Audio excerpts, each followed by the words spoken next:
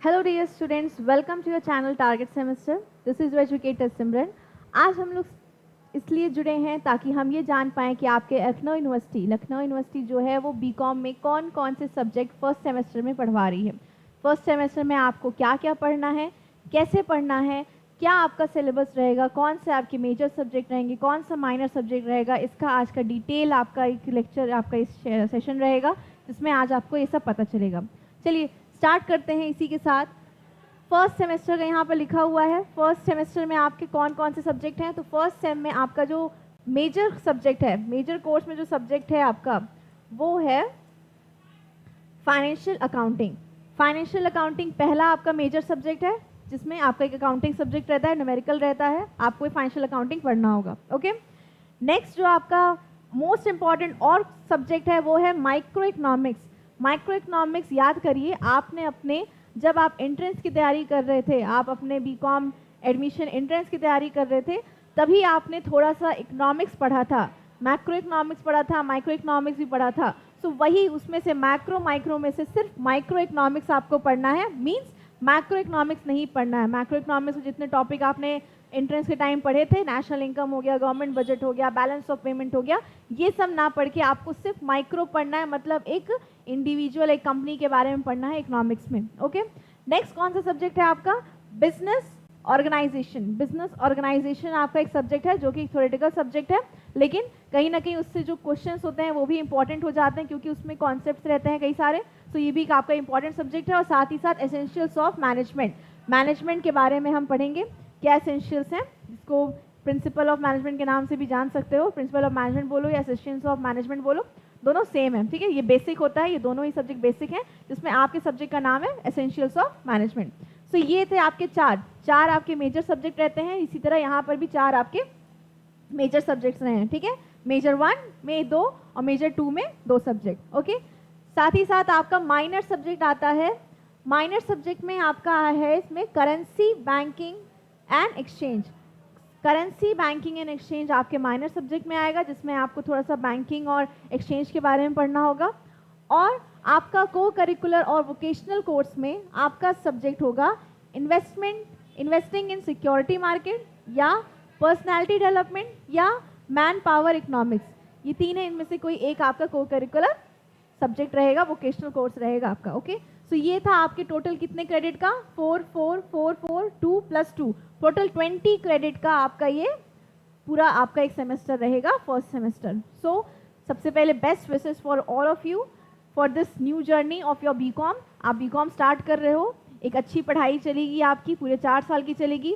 पहला साल कर लोगे, अच्छा खासा एक सर्टिफाइड कोर्स, डिग्री यहाँ पे लिखा है, डिग्री कौन सी मिलेगी? पहला साल करोगे तो सर्टिफिकेट, पहला साल जब फर्स्ट सेमेस्टर सेकेंड सेमेस्टर दोनों पढ़ लोगे तो आपको एक बीकॉम की सर्टिफाइड डिग्री मिल जाएगी। ओके, सो इसी के साथ लेकिन हमें क्या करना है, हमें तो पूरा ऑनर्स तक करना है, हम पूरा बीकॉम ऑनर्स तक करेंगे। ऐसा मत सोच के पढ़ना है कि सिर्फ सर्टिफिकेट लेने के लिए बीकॉम पढ़ रहे हैं, नहीं।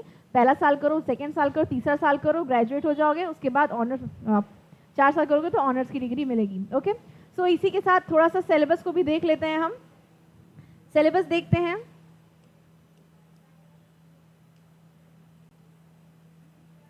चलो, फाइनेंशियल अकाउंटिंग का सिलेबस थोड़ा सा डिस्कस करेंगे। आपको बस सिलेबस दिखा रही हूँ क्योंकि आप लोग को शायद कई लोग को होता है कि मैम सिलेबस नहीं पता है हमें। तो सिलेबस को देखो कितने पार्ट में बांटा गया है। सिलेबस को आपके 4 यूनिट में बांटा गया है। पहला यूनिट यहाँ शुरू हो रहा है। फर्स्ट यूनिट इंट्रोडक्शन रहेगा आपका, जिसमें आपने पढ़ना है कि फाइनेंशियल अकाउंटिंग जो है उसके कॉन्सेप्ट्स क्या है, कन्वेंशंस क्या है, प्रिंसिपल क्या है, ये सारी डिटेल बेसिक चीज़ें पढ़ने। अकाउंटिंग स्टैंडर्ड्स क्या है, IFRS क्या होता है, कंप्राइज अकाउंटिंग को थोड़ा सा इसमें लिंक किया गया है, कंप्राइज अकाउंटिंग क्या होता है, ये सारी बेसिक चीज़ आपको यूनिट 1 में पढ़नी है। यूनिट 2 में आता है आपका पार्टनरशिप अकाउंट। पार्टनरशिप अकाउंट के बारे में, कैसे एडमिशन हो रहा है पार्टनर का, रिटायरमेंट हो रहा है, डेथ हो रहा है, डिसोल्यूशन हो रहा है पार्टनरशिप का, ये सारी चीज़ पार्टनरशिप में पढ़ना है। जो कि मुझे जहाँ तक लगता है, अगर कॉमर्स आपका बैकग्राउंड रहा है 11th-12th में, तो आपने थोड़ा बहुत तो ये फाइनेंशियल अकाउंटिंग वहीं पर ही पढ़ लिया है, पार्टनरशिप के बारे में, जॉइंट वेंचर के बारे में, जॉइंट स्टॉक कंपनी के बारे में।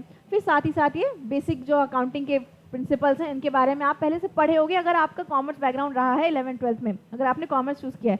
लेकिन नो इशू, अगर आप साइंस से भी हो, आर्ट्स से भी हो, किसी अदर बैकग्राउंड से भी हो और कॉमर्स पढ़ने आए हो, बीकॉम पढ़ने आए, बैचलर इन कॉमर्स करने आए हो, तो वहाँ पर भी आपको जो फर्स्ट सेमेस्टर रहता है वो आपका एक तरह से बेस ही होता है। यहाँ पर आपका बेस यहाँ पर आपको बताया जा रहा है।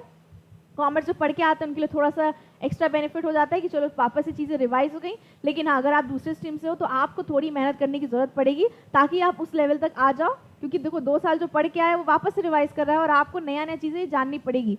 क्या चीज़, जर्नल एंट्रीज क्या होती हैं, क्या डेबिट होता है, क्या क्रेडिट होता है, बैलेंस शीट कैसे बनता है, पीएल अकाउंट कैसे बनता है, ट्रायल बैलेंस क्या होता है, ये सारी बेसिक चीज़ें आपको फाइनेंशियल अकाउंटिंग, इसी फाइनेंशियल अकाउंटिंग में बनाने को मिलेगी। साथ ही साथ partnership account, hire purchase system, royalty account, ये पढ़ना होगा।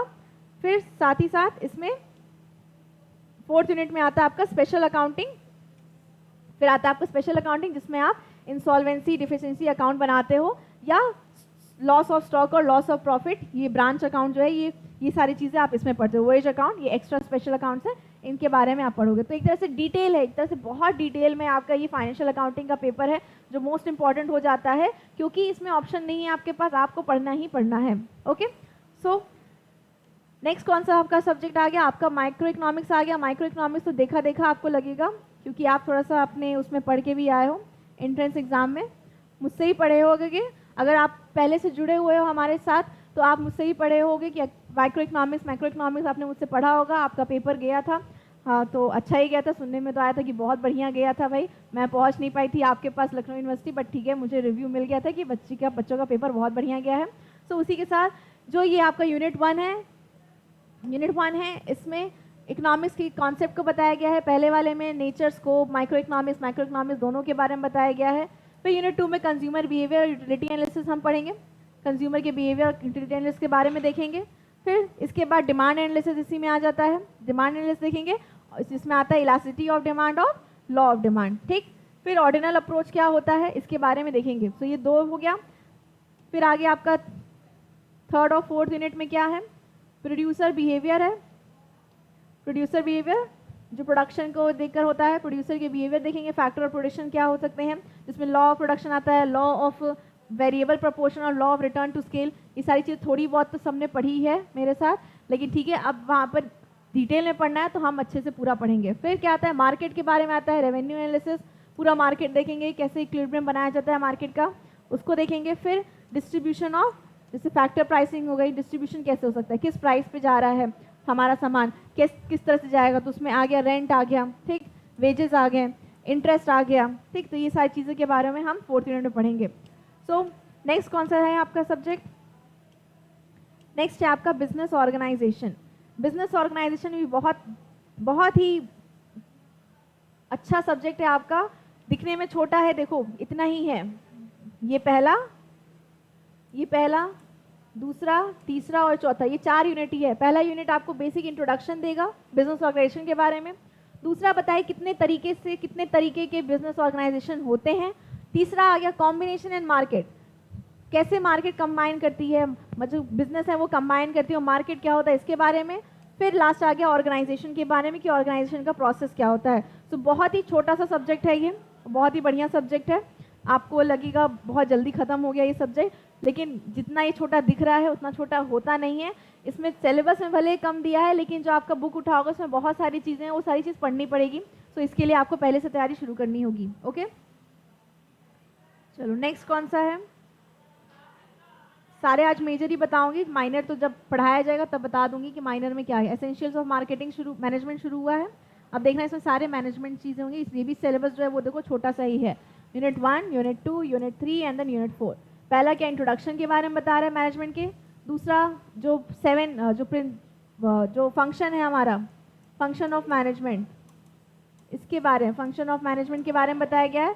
प्लानिंग हो गया, ऑर्गेनाइजिंग हो गया, स्टाफिंग हो गया, इन सब के बारे में, ठीक। प्लानिंग, ऑर्गेनाइजिंग, स्टाफिंग, देखो लिखा है ना, प्लानिंग और स्टाफिंग, देखो यहाँ स्टाफिंग आ गया।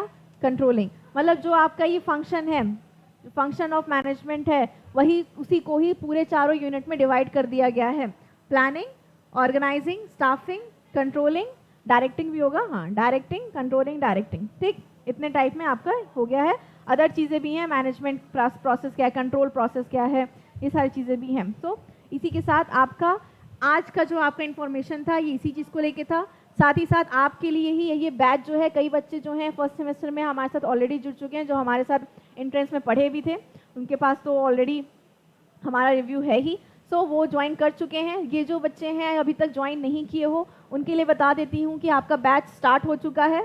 बैच स्टार्ट हो चुका है, जल्दी से जाके ज्वाइन कर लो और पढ़ाई शुरू कर दो फर्स्ट सेमेस्टर की, जिसमें आपको 100% कवरेज मिलेगा, सिलेबस कवरेज मिलेगा, क्योंकि हम लोग बहुत ही अपने स्टार्टिंग फेज से ही पढ़ाना शुरू कर दे रहे हैं, तो 100% कवरेज अपने आप हो जाएगा सिलेबस का। मेंटोरशिप मिलेगी, पीवाईक्यू सॉल्व करेंगे। पीवाईक्यू मतलब आपका पीवाईक्यू डिस्क्रिप्टिव पेपर है, तो पुराने जो प्रीवियस पेपर हो चुके हैं, इस जितने सब्जेक्ट हैं 4 सब्जेक्ट मैंने बताया, प्लस माइनर सब्जेक्ट के साथ साथ और वोकेशनल भी, इन सब का पीवाईक्यू किस तरह से पेपर आपके आएंगे, क्वेश्चन सॉल्व होंगे आपके, क्वेश्चन आंसरिंग सेशन रहेगा जिसमें मैं क्वेश्चन दूंगी, आपको आंसर बताना होगा, आंसर डिस्कस करेंगे, कैसे आंसर लिखा जाए इसके बारे में भी हम बात करेंगे। साथ ही साथ 24/7 डाउट सपोर्ट रहेगा। कैसे होगा मैम 24/7 डाउट सपोर्ट? आप हमेशा तो लाइव नहीं रहेंगी, हमेशा तो हमारा क्लासेस नहीं लेंगी, यस नहीं रहूँगी, लेकिन आपके लिए ही डिस्क्रिप्शन बॉक्स में व्हाट्सएप का एक ग्रुप बनाया गया है, डिस्क्रिप्शन बॉक्स में उसका लिंक है, जाकर उसको जाके ऐड हो जाओ खुद को, ताकि आपको जितने भी डिटेल इन्फॉर्मेशन है या कोई भी डाउट है आपको वहाँ से क्लियर हो जाए। ओके, सो जो भी बच्चे नए हो अभी इस चैनल पे जल्दी सब्सक्राइब कर लो, लाइक कर लो, शेयर कर दो और कमेंट करके भी बताना कि सिलेबस जो है वो आपको डिटेल में समझ में आ गया है, पढ़ाई करने के लिए जोश आ रहा है कि नहीं आ रहा है, आना चाहिए, जोश जो हाई रहना चाहिए। सो इसी के साथ एंड करते हैं अपना ये सेशन और मिलते हैं आपके साथ हमारे ऐप पे मिलेंगे। कुछ सेशन आपके इंट्रोडक्शन के लिए यूट्यूब पे आपके लिए प्रोवाइड भी किया जाएगा। सो इसी के साथ मिलते हैं अपने नेक्स्ट सेशन में और तब तक के लिए take care and good bye.